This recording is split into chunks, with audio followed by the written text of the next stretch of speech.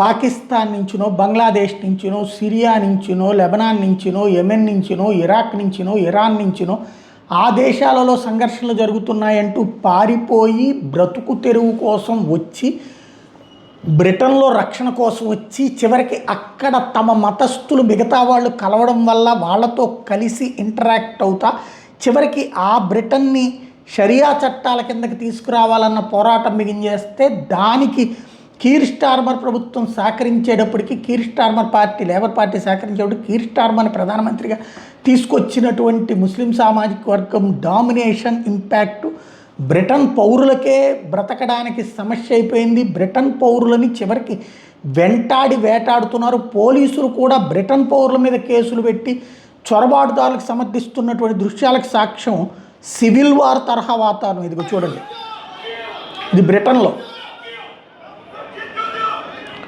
ఆ హ్యాకీ బ్యాట్లు పట్టుకుని రోడ్డు మీద బ్రిటన్ పౌరుల్ని వెంటాడుతున్నారు, బెదిరిస్తున్నారు.